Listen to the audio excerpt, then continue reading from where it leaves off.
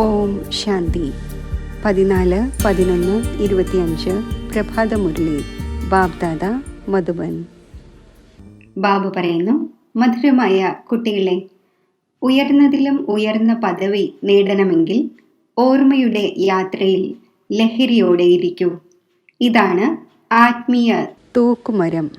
ബുദ്ധി തൻ്റെ വീട്ടിൽ തൂങ്ങിക്കിടങ്ങട്ടെ. ചോദ്യം: ആരുടെ ബുദ്ധിയിൽ ജ്ഞാനത്തിൻ്റെ ധാരണ ഉണ്ടാകുന്നില്ലയോ അവരുടെ അടയാളങ്ങൾ എന്തായിരിക്കും?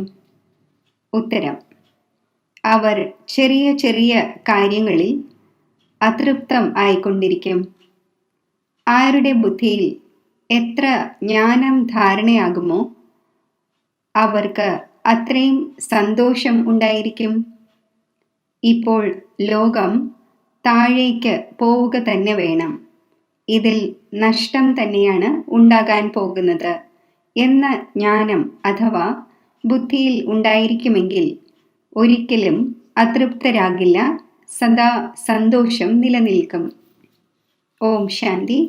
മധുരമധുരമായ ആത്മീയ കുട്ടികൾക്ക് ആത്മീയ പിതാവിരുന്ന് മനസ്സിലാക്കിച്ചു തരുന്നു. കുട്ടികൾ മനസ്സിലാക്കുന്നുണ്ട്, ഉയർന്നതിലും ഉയർന്നതാണ് ഭഗവാൻ എന്ന് പറയുന്നുണ്ട്. ആത്മാവിൻ്റെ ബുദ്ധിയോഗം വീടിൻ്റെ നേർക്ക് പോകേണ്ടതാണ്. എന്നാൽ ഇത് ബുദ്ധിയിൽ വരുന്ന ഒരു മനുഷ്യൻ പോലും ലോകത്തിൽ ഇല്ല. സന്യാസിമാരും ബ്രഹ്മത്തെ വീടായല്ല മനസ്സിലാക്കുന്നത്. അവർ പറയുന്നു, നമ്മൾ ബ്രഹ്മത്തിൽ ലയിക്കും എന്ന്. അപ്പോൾ വീടായില്ല, വീട്ടിൽ സ്ഥിതി ചെയ്യുകയാണ് ചെയ്യുക. കുട്ടികളായ നിങ്ങളുടെ ബുദ്ധി അവിടെ സ്ഥിതി ചെയ്യണം. ആരെയെങ്കിലും തൂക്കിലേറ്റുന്നത് പോലെ നിങ്ങൾ ഇപ്പോൾ ആത്മീയ തൂക്കിൽ കയറിയിരിക്കുന്നു. നമ്മെ ഉയർന്നതിലും ഉയർന്ന ബാബ വന്ന് ഉയർന്നതിലും ഉയർന്ന വീട്ടിലേക്ക് കൊണ്ടുപോകുന്നു എന്ന് ഉള്ളിലുണ്ട്. ഇപ്പോൾ നമുക്ക് വീട്ടിലേക്ക് പോകണം. ഉയർന്നതിലും ഉയർന്ന ബാബ നമ്മെ വീണ്ടും ഉയർന്നതിലും ഉയർന്ന പദവി പ്രാപ്തമാക്കിക്കുന്നു. രാവണ രാജ്യത്തിൽ എല്ലാം താഴ്ന്നതാണ്. അത് ഉയർന്നതും ഇത് താഴ്ന്നതും. അവർക്ക് ഉയർന്നതിനെ കുറിച്ചുള്ള അറിവില്ല. ഉയർന്നവർക്കും താഴ്ന്നതിൻ്റെ അറിവില്ല. ഇപ്പോൾ നിങ്ങൾ മനസ്സിലാക്കുന്നുണ്ട്, ഉയർന്നതിലും ഉയർന്നത് എന്ന് ഒരു ഭഗവാനെ തന്നെയാണ് പറയുന്നത്. ബുദ്ധി മുകളിലേക്ക് പോകുന്നു. ആ ഒന്ന് പരംധാമത്തിൽ വസിക്കുന്നവനാണ്. ഇതാരും തന്നെ മനസ്സിലാക്കുന്നില്ല. നമ്മൾ ആത്മാക്കളും അവിടെ വസിക്കുന്നവരാണ്. കേവലം പാർട്ട് അഭിനയിക്കുവാനായി ഇവിടെ വരുന്നു. ഇത് ആരുടെയും ചിന്തയിൽ ഉണ്ടായിരിക്കുന്നില്ല. തൻ്റെ തന്നെ ജോലി കാര്യങ്ങളിൽ മുഴുകിയിരിക്കുന്നു. ഇപ്പോൾ ബാബ മനസ്സിലാക്കിച്ചു തരുന്നു, ഉയർന്നതിലും ഉയർന്നത് ആകുന്നത് ഓർമ്മയുടെ യാത്രയിൽ ലഹരിയോടെ ഇരിക്കുമ്പോഴാണ്. ഓർമ്മയിലൂടെ തന്നെയാണ് ഉയർന്ന പദവി നേടേണ്ടത്. ഏതൊരു ജ്ഞാനം നിങ്ങളെ പഠിപ്പിക്കുന്നുവോ അത് മറക്കേണ്ടവയല്ല. കൊച്ചു കുട്ടികൾ പോലും വർണ്ണിക്കും. ബാക്കി യോഗത്തിൻ്റെ കാര്യം കുട്ടികൾ മനസ്സിലാക്കുകയില്ല. ഓർമ്മയുടെ യാത്ര പൂർണ്ണ രീതിയിൽ മനസ്സിലാക്കാത്ത ധാരാളം കുട്ടികളുണ്ട്. നമ്മൾ എത്ര ഉയർന്നതിലും ഉയർന്ന ഇടത്തേക്കാണ് പോകുന്നത്. മൂലവതനം, സൂക്ഷ്മവതനം, സ്ഥൂലവതനം. 5 തത്വങ്ങൾ ഇവിടെയാണ്. സൂക്ഷ്മവതനത്തിലും മൂലവതനത്തിലും ഇവ ഉണ്ടായിരിക്കുന്നില്ല. ഈ നോളജ് ബാബ തന്നെയാണ് നൽകുന്നത്. അതിനാൽ ആ ഒന്നിനെ ജ്ഞാനത്തിൻ്റെ സാഗരം എന്ന് പറയുന്നു. മനുഷ്യർ മനസ്സിലാക്കുന്നു, വളരെയധികം ശാസ്ത്രങ്ങളും മറ്റും പഠിക്കുന്നതാണ് ജ്ഞാനം എന്ന്. എത്ര ധനം സമ്പാദിക്കുന്നു? ശാസ്ത്രങ്ങൾ പഠിക്കുന്നവർക്ക് എത്ര മാന്യത ലഭിക്കുന്നു? എന്നാൽ ഇപ്പോൾ നിങ്ങൾ മനസ്സിലാക്കുന്നുണ്ട്, ഇതിൽ ഒരു ഉയർച്ചയും ഇല്ല. ഉയർന്നതിലും ഉയർന്നത് ഒരേ ഒരു ഭഗവാൻ തന്നെയാണ്. ആ ഒന്നിലൂടെ നമ്മൾ ഉയർന്നതിലും ഉയർന്ന സ്വർഗത്തിൽ രാജ്യം ഭരിക്കുന്നവരാകുന്നു. സ്വർഗം എന്താണ്? നരകം എന്താണ്? 84ന്റെ ചക്രം എങ്ങനെ തിരിയുന്നു? ഇത് നിങ്ങളല്ലാതെ ഈ സൃഷ്ടിയിൽ ആരും തന്നെ അറിയുന്നില്ല. ഇതെല്ലാം കൽപ്പനയാണ് എന്ന് പറയുന്നു. ഇങ്ങനെയുള്ളവരെ നമ്മുടെ കുലത്തിലുള്ളവരല്ല എന്ന് മനസ്സിലാക്കണം. നിരാശരാകുവാൻ പാടില്ല. ഇവർക്ക് പാർട്ടില്ല എന്ന് മനസ്സിലാക്കുന്നു. അപ്പോൾ ഒന്നും തന്നെ മനസ്സിലാക്കുവാൻ സാധിക്കില്ല. ഇപ്പോൾ കുട്ടികളായ നിങ്ങളുടെ ശിരസ് വളരെ ഉയർന്നതാണ്. നിങ്ങൾ ഉയർന്ന ലോകത്തിൽ ആയിരിക്കുമ്പോൾ താഴ്ന്ന ലോകത്തെ അറിയുന്നില്ല. താഴ്ന്ന ലോകത്തിലുള്ളവർ പിന്നെ ഉയർന്ന ലോകത്തെ അറിയുന്നില്ല. അതിനെ പറയുന്നത് തന്നെ സ്വർഗം എന്നാണ്. വിദേശത്തുള്ളവർ സ്വർഗത്ത് പോകുന്നില്ല, എങ്കിലും ഹെവൻ അഥവാ പാരഡൈസ് ഉണ്ടായിരുന്നു എന്ന പേര് പറയുന്നു. മുസൽമാന്മാരും ബഹിഷ്ത് അഥവാ സ്വർഗം എന്ന് പറയുന്നു. എന്നാൽ എങ്ങനെയാണ് അവിടെ പോകേണ്ടത് എന്നത് അവർക്കറിയില്ല. ഇപ്പോൾ നിങ്ങൾക്ക് എത്ര വിവേകം ലഭിക്കുന്നു! ഉയർന്നതിലും ഉയർന്ന ബാബ എത്ര നോളജ് നൽകുന്നു! ഈ ഡ്രാമ എത്ര വണ്ടർഫുള്ളായി തയ്യാറാക്കപ്പെട്ടിരിക്കുന്നു! ആരാണോ ഡ്രാമയുടെ രഹസ്യത്തെ അറിയാത്തത് അവർ കൽപ്പന എന്ന് പറയുന്നു.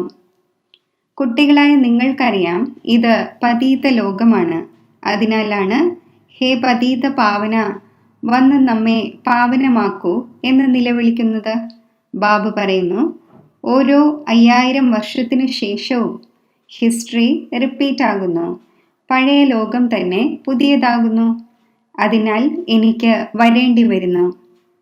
കൽപ്പകൽപ്പങ്ങളിൽ വന്ന് കുട്ടികളായ നിങ്ങളെ ഉയർന്നതിലും ഉയർന്നതാക്കി മാറ്റുന്നു. പാവനമായവരെ ഉയർന്നതെന്നും പതീതരെ താഴ്ന്നതെന്നും പറയുന്നു. ഈ ലോകം പുതിയതും പാവനവുമായിരുന്നു. ഇപ്പോഴാണെങ്കിൽ പതീതമാണ്. ഈ കാര്യങ്ങൾ നിങ്ങളിലും നമ്പർ വാറായാണ് മനസ്സിലാക്കുന്നത്. ആരുടെ ബുദ്ധിയിൽ ഈ കാര്യങ്ങൾ ഉണ്ടായിരിക്കുന്നു അവർ സദാ സന്തോഷമായിരിക്കുന്നു. ബുദ്ധിയിൽ ഇല്ലെങ്കിൽ ആരെങ്കിലും എന്തെങ്കിലും പറഞ്ഞു, അല്പം നഷ്ടമുണ്ടായി, അപ്പോൾ അതൃപ്തമാകുന്നു. ബാബ പറയുന്നു, ഇപ്പോൾ ഈ താഴ്ന്ന ലോകത്തിൻ്റെ അന്തിമം വരേണ്ടതുണ്ട്. ഇത് പഴയ ലോകമാണ്. മനുഷ്യർ എത്ര താഴ്ന്നതായി മാറുന്നു! എന്നാൽ തങ്ങൾ താഴ്ന്നതാണ് എന്ന് ആരും മനസ്സിലാക്കുന്നില്ല. ഭക്തർ എപ്പോഴും ശിരസ് നമിക്കുന്നു. താഴ്ന്നവരുടെ മുന്നിൽ ശിരസ് നമിക്കാറില്ല.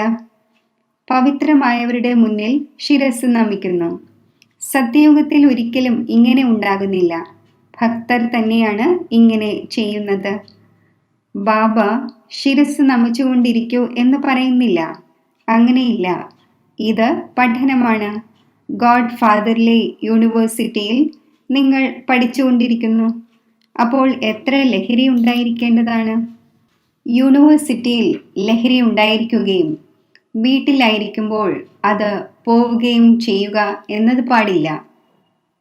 വീട്ടിലും ലഹരി ഉണ്ടായിരിക്കണം. ഇവിടെയാണെങ്കിൽ കുട്ടികളായ നിങ്ങൾക്കറിയാം, ശിവ് ബാബ നമ്മെ പഠിപ്പിക്കുന്നു.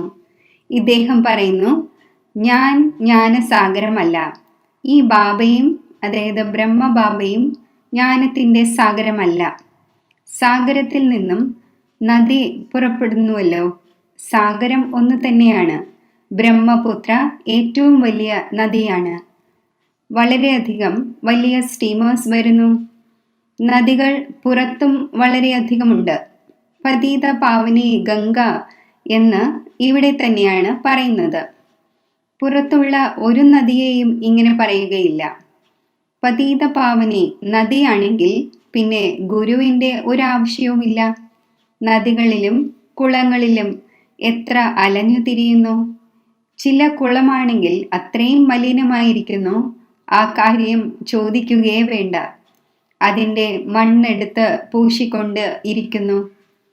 ഇപ്പോൾ ബുദ്ധിയിൽ വന്നു, ഇതെല്ലാം താഴേക്കിറങ്ങാനുള്ള വഴികളാണ്. അവർ എത്ര സ്നേഹത്തോടെയാണ് പോകുന്നത്! ഇപ്പോൾ നിങ്ങൾ മനസ്സിലാക്കുന്നുണ്ട്, ഈ ജ്ഞാനത്തിലൂടെ നമ്മുടെ കണ്ണുകൾ തുറന്നു കഴിഞ്ഞു. നിങ്ങളുടെ ജ്ഞാനത്തിൻ്റെ 3ാമത്തെ നേത്രം തുറന്നു. ആത്മാവിന് മൂന്നാമത്തെ നേത്രം ലഭിക്കുന്നു. അതിനാൽ ത്രികാലദർശി എന്ന് പറയുന്നു. 3 കാലങ്ങളുടെയും ജ്ഞാനം ആത്മാവിൽ വരുന്നു. ആത്മാവാണെങ്കിൽ ബിന്ദുവാണ്. അതിൽ നേത്രം എങ്ങനെ ഉണ്ടാകും? ഇതെല്ലാം മനസ്സിലാക്കേണ്ട കാര്യങ്ങളാണ്.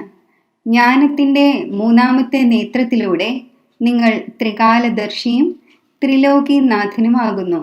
നാസ്തികരിൽ നിന്നും ആസ്തികരായി മാറുന്നു. മുൻപ് നിങ്ങൾ രചയിതാവിൻ്റെയും രചനയുടെയും ആദ്യ മധ്യ അന്ത്യത്തെ അറിഞ്ഞിരുന്നില്ല. ഇപ്പോൾ ബാബയിലൂടെ രചനയുടെ ആദ്യ മധ്യ അന്ത്യത്തെ അറിയുന്നതിലൂടെ നിങ്ങൾക്ക് സമ്പത്ത് ലഭിച്ചുകൊണ്ടിരിക്കുന്നു. ഇത് നോളജ് ആണല്ലോ. ഹിസ്റ്ററിയും ജോഗ്രഫിയുമാണ്. കണക്കുണ്ടല്ലോ. ശരി, തീവ്രതയുള്ള കുട്ടിയാണെങ്കിൽ കണക്കെടുക്കട്ടെ. നമ്മൾ എത്ര ജന്മങ്ങൾ എടുക്കുന്നു? ഈ കണക്ക് അനുസരിച്ച് മറ്റു ധർമ്മത്തിലുള്ളവർക്ക് എത്ര ജന്മം ഉണ്ടാകും? പക്ഷേ ബാബു പറയുന്നു, ഈ എല്ലാ കാര്യങ്ങളിലും കൂടുതൽ ബുദ്ധി ഉപയോഗിക്കേണ്ട ആവശ്യമില്ല. ടൈം വേസ്റ്റായി പോകുന്നു. ഇവിടെയാണെങ്കിൽ എല്ലാം മറക്കേണ്ടതുണ്ട്. ഇത് കേൾപ്പിക്കേണ്ട ആവശ്യമില്ല. നിങ്ങളാണെങ്കിൽ രചയിതാവായ ബാബയുടെ തിരിച്ചറിവ് നൽകുന്നു. അതിനെ ആരും അറിയുന്നില്ല. ശിവബാബ ഭാരതത്തിൽ തന്നെയാണ് വരുന്നത്. തീർച്ചയായും ചിലത് ചെയ്തിട്ട് പോകുന്നു.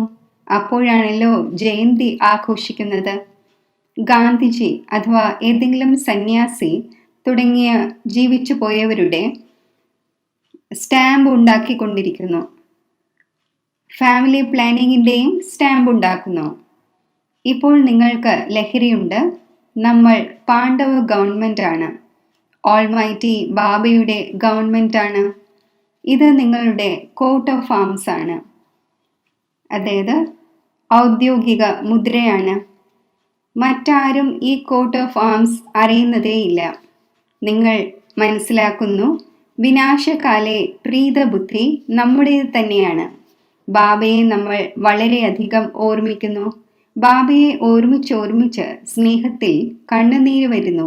ബാബ, അങ്ങ് നമ്മെ പകുതി കൽപ്പത്തേക്ക് സർവ ദുഃഖങ്ങളിൽ നിന്നും ദൂരെയാക്കുന്നു. മറ്റേതെങ്കിലും ഗുരുവിനെയോ ബന്ധുമിത്രാദി ആദ്യായ ആരെയും ഓർമ്മിക്കേണ്ട ആവശ്യമില്ല. ഒരു ബാബയെ തന്നെ ഓർമ്മിക്കൂ. രാവിലെയുള്ള സമയം വളരെ നല്ലതാണ്. ബാബ, അങ്ങയുടേത് വലിയ അത്ഭുതമാണ്. ഓരോ 5000 വർഷത്തിനു ശേഷവും നമ്മെ അങ്ങ് ഉണർത്തുന്നു. എല്ലാ മനുഷ്യരും കുംഭകർണന്റെ ആസുരീയ നിദ്രയിൽ ഉറങ്ങിക്കിടക്കുന്നു. അതായത് അജ്ഞാന അന്ധകാരത്തിലാണ്. ഇപ്പോൾ നിങ്ങൾ മനസ്സിലാക്കുന്നു, ഭാരതത്തിന്റെ പ്രാചീന യോഗം ഇതാണ്. ബാക്കി ഇത്രയും ഹഠയോഗം ആദിയായ എന്തെല്ലാം പഠിപ്പിക്കുന്നുവോ അതെല്ലാം എക്സസൈസ് ആണ്. ശരീരത്തെ ആരോഗ്യം ഉള്ളതാക്കി വയ്ക്കാനാണ്. ഇപ്പോൾ നിങ്ങളുടെ ബുദ്ധിയിൽ മുഴുവൻ ജ്ഞാനവുമുണ്ട്. അപ്പോൾ സന്തോഷമുണ്ടായിരിക്കുന്നു. ഇവിടെ വരുന്നു. ബാബ റിഫ്രഷ് ചെയ്യുകയാണ് എന്ന് മനസ്സിലാക്കുന്നു. ചിലരാണെങ്കിൽ ഇവിടെ റിഫ്രഷായി പുറത്തു പോകുമ്പോൾ ആ ലഹരി ഇല്ലാതാകുന്നു. നമ്പർ വൈസ് ആണല്ലോ. ബാബ മനസ്സിലാക്കിച്ചു തരുന്നു, ഇത് പതീത ലോകമാണ്. വിളിക്കുന്നുമുണ്ട്, ഹേ പതീത പാവന വരൂ. എന്നാൽ സ്വയം പതീതമാണ് എന്ന് മനസ്സിലാക്കുന്നില്ല. അതിനാൽ പാപം കഴുകിക്കളയുവാൻ പോകുന്നു. എന്നാൽ ശരീരത്തിനല്ല പാപമേൽക്കുന്നത്.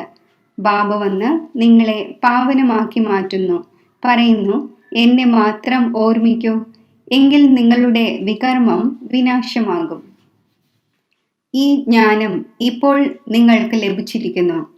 ഭാരതം സ്വർഗമായിരുന്നു, ഇപ്പോൾ നരകമാണ്.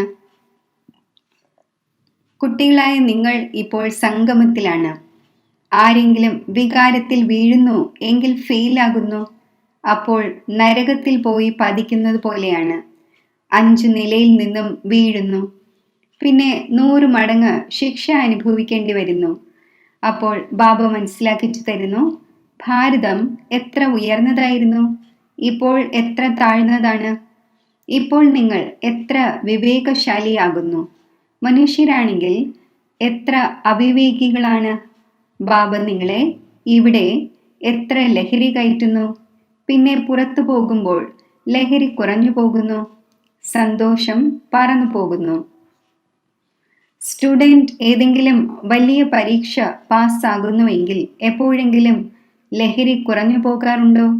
പഠിച്ച് പാസ്സാകുമ്പോൾ പിന്നെ എന്തെല്ലാമാണ് ആയിത്തീരുന്നത്? ഇപ്പോൾ നോക്കൂ, ലോകത്തിന്റെ അവസ്ഥ എന്താണ്? നിങ്ങളെ ഉയർന്നതിലും ഉയർന്ന ബാബ വന്ന് പഠിപ്പിക്കുന്നു, അതും നിരാകാരനാണ്. നിങ്ങൾ ആത്മാക്കളും നിരാകാരമാണ്. ഇവിടെ പാർട്ട് അഭിനയിക്കുവാൻ വന്നിരിക്കുന്നു. ഈ ഡ്രാമയുടെ രഹസ്യം ബാബ തന്നെ വന്ന് മനസ്സിലാക്കിച്ചു തരുന്നു. ഈ സൃഷ്ടിചക്രത്തെ ഡ്രാമ എന്നും പറയുന്നു. ആ നാടകത്തിലാണെങ്കിൽ ആരെങ്കിലും രോഗിയാകുന്നു എങ്കിൽ പുറത്തു പോകുന്നു. ഇത് പരിധിയില്ലാത്ത നാടകമാണ്. യഥാർത്ഥ രീതിയിൽ കുട്ടികളായ നിങ്ങളുടെ ബുദ്ധിയിലുണ്ട്. നിങ്ങൾക്കറിയാം, നമ്മൾ ഇവിടെ പാർട്ട് അഭിനയിക്കുവാൻ വന്നിരിക്കുന്നു. നമ്മൾ പരിധിയില്ലാത്ത ആക്ടേഴ്സ് ആണ്. ഇവിടെ ശരീരം സ്വീകരിച്ച് പാർട്ട് അഭിനയിക്കുന്നു. ബാബ വന്നു കഴിഞ്ഞു. ഇതെല്ലാം ബുദ്ധിയിൽ ഉണ്ടായിരിക്കേണ്ടതാണ്. പരിധിയില്ലാത്ത ഡ്രാമ എന്നത് എത്ര ബുദ്ധിയിൽ ഉണ്ടായിരിക്കേണ്ടത് ആവശ്യമാണ്.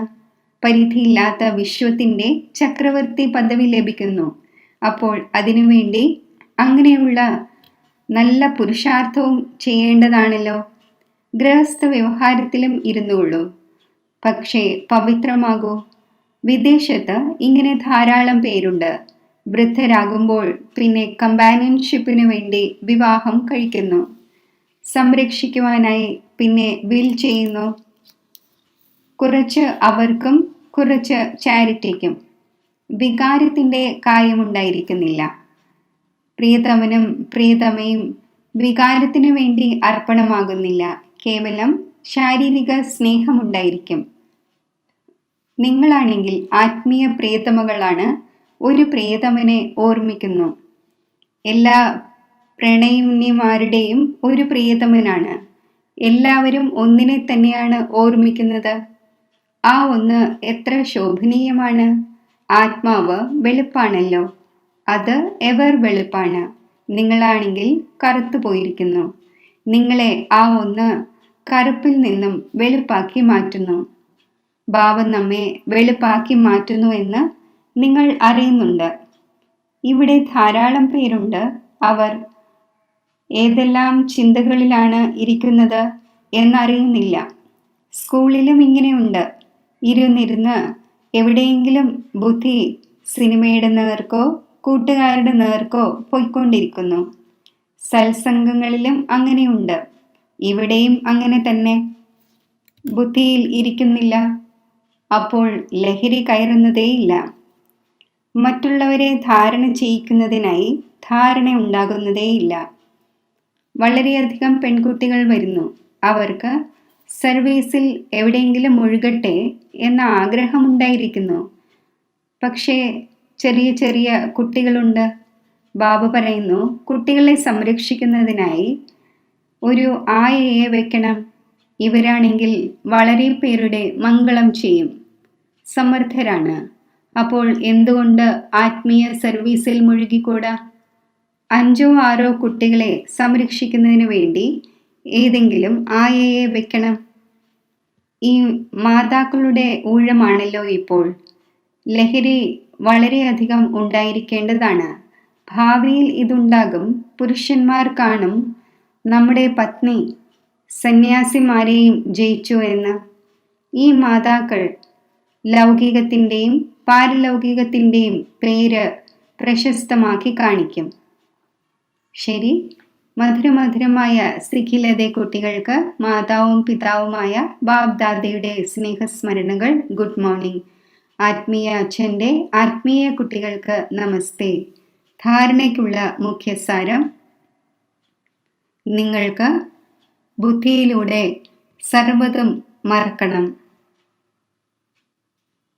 ഏതു കാര്യങ്ങളിൽ സമയം വേസ്റ്റ് ആകുന്നുവോ അത് കേൾക്കുകയോ കേൾപ്പിക്കുകയോ ചെയ്യേണ്ട ആവശ്യമില്ല. പഠനത്തിൻ്റെ സമയം ബുദ്ധിയോഗം ഒരു ബാബയിൽ ചേർന്നിരിക്കട്ടെ. എവിടെയും ബുദ്ധി അലയുവാൻ പാടില്ല. നിരാകാരനായ ബാബ നമ്മെ പഠിപ്പിച്ചുകൊണ്ടിരിക്കുന്നു, ഈ ലഹരിയിലിരിക്കണം. വരദാനം. തൻ്റെ മഹാനതയും മഹിമയും അറിയുന്നവരും സർവ ആത്മാക്കളിലും വച്ച് ശ്രേഷ്ഠവും വിശ്വത്തിലൂടെ പൂജനീയരുമായി ഭവിക്കട്ടെ. ഓരോ ബ്രാഹ്മണനായ കുട്ടിയും വർത്തമാന സമയത്ത് വിശ്വത്തിലെ സർവ ആത്മാക്കളിലും വച്ച് ശ്രേഷ്ഠമാണ്. ഭാവിയിൽ വിശ്വത്തിലൂടെ പൂജനീയരുമാണ്. നമ്പർ വൈസ് ആണെങ്കിൽ പോലും ലാസ്റ്റ് നമ്പറിലെ മണി പോലും വിശ്വത്തിനു മുന്നിൽ മഹാൻ ആണ്. ഇന്നുവരെയും ഭക്ത ആത്മാക്കൾ ലാസ്റ്റ് നമ്പറിലെ മണിയെപ്പോലും കണ്ണുകളിൽ വയ്ക്കുന്നു. കാരണം എല്ലാ കുട്ടികളും ബാപ് ദാദയുടെ നയനങ്ങളിലെ നക്ഷത്രമാണ്, പ്രകാശരത്നമാണ്. ആരാണോ ഒരു തവണയെങ്കിലും മനസ്സുകൊണ്ട്, സത്യമായ ഹൃദയം കൊണ്ട് സ്വയം ബാബയുടെ കുട്ടിയായി നിശ്ചയിച്ചത്, ഡയറക്റ്റ് ബാബയുടെ കുട്ടിയായോ അവർക്ക് മഹാനും പൂജനീയരും ആകുന്നതിൻ്റെ ലോട്ടറിയും വരദാനവും ലഭിക്കുക തന്നെ ചെയ്യുന്നു. സ്ലോഗൻ. സ്ഥിതി സദാ ഖജനാവുകളാൽ സമ്പന്നവും സന്തുഷ്ടവും ആയിരിക്കുമെങ്കിൽ പരിതസ്ഥിതികൾ മാറിപ്പോകും. അവ്യക്ത സൂചന. അശരീരിയുടെയും വിദേഹി സ്ഥിതിയുടെയും അഭ്യാസം വർദ്ധിപ്പിക്കൂ. ബാപ് ദാദ പെട്ടെന്ന് ഡയറക്ഷൻ നൽകുകയാണ്. ഈ ശരീരമാകുന്ന വീട് ഉപേക്ഷിച്ച് ദേഹാഭിമാനത്തിൻ്റെ സ്ഥിതി ഉപേക്ഷിച്ച് ദേഹി അഭിമാനി ആയി മാറൂ. ഈ ലോകത്തിൽ നിന്നും ഉപരി തൻ്റെ സ്വീറ്റ് ഹോമിലേക്ക് പോകൂ. എങ്കിൽ പോകുവാൻ സാധിക്കുമോ? യുദ്ധസ്ഥലത്തിൽ യുദ്ധം ചെയ്ത് സമയം ചിലവഴിക്കുകയില്ലല്ലോ. അശരീരി ആകുന്നതിൽ അഥവാ യുദ്ധം ചെയ്യുന്നതിൽ തന്നെ സമയം എടുത്തുവെങ്കിൽ അന്തിമ പേപ്പറിൽ മാർക്സ് അഥവാ ഡിവിഷൻ ഏതായിരിക്കും വരിക? ഓം ശാന്തി.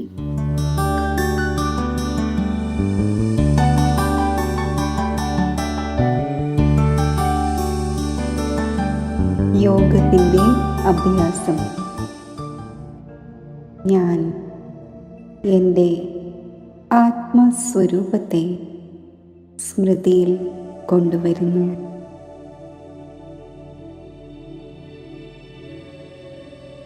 മസ്തകമധ്യത്തിൽ പ്രകാശിക്കുന്ന ആത്മനക്ഷത്രത്തിൽ എൻ്റെ മനസ്സിനെ സ്ഥിരമാക്കുന്നു.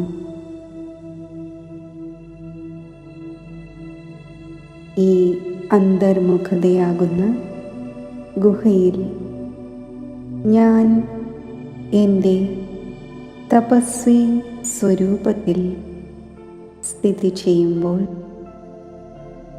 സ്വച്ഛവും ശക്തിശാലിയുമായ എൻ്റെ ആത്മസ്വരൂപത്തിൻ്റെ അനുഭവത്തിൽ ഞാൻ സ്ഥിതി ചെയ്യുന്നു.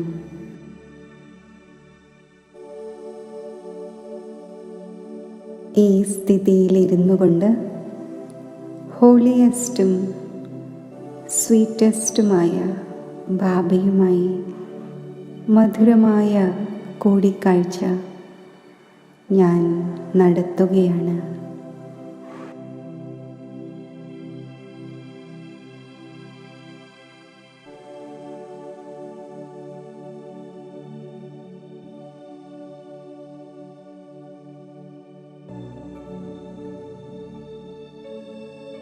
ബാബയുടെ കൂട്ടുകെട്ടിൻ്റെ ആത്മീയ അലൗകിക നിറം എന്നിൽ പതിയുമ്പോൾ ഞാനും ഹോളി ഹംസമായി മാറുന്നു.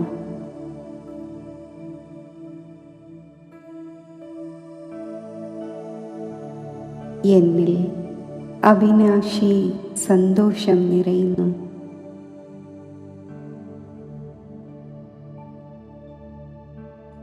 ഞാൻ എൻ്റെ ഹോളിയസ്റ്റ് സ്ഥിതിയിൽ സ്ഥിതി ചെയ്യുന്നു.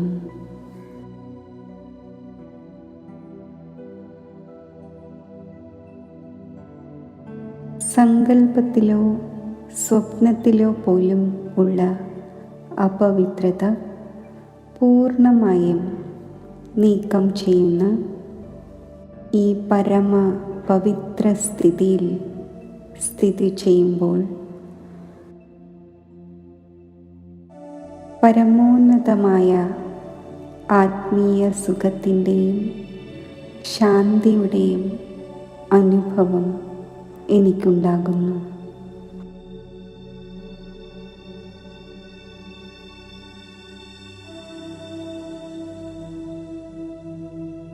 ഈ അനുഭവത്തിൻ്റെ കിരണങ്ങൾ എന്നിൽ നിന്നും മുഴുവൻ വിശ്വത്തിലേക്കും വ്യാപിക്കുന്നു.